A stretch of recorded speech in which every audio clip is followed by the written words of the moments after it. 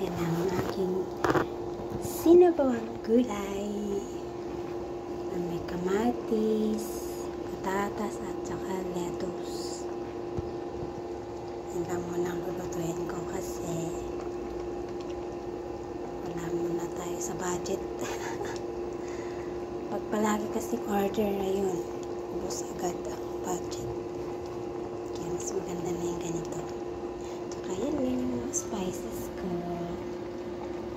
Black pepper, salt Himalayan, then yung aking nature blend, vegetable crab cubes.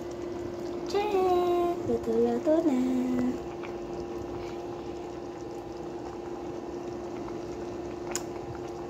Sa bukid, namiss ko yung lauoy. Dito walang fresh na gulay, kailangan mo bumili sa supermarket. Titipirin mo pa.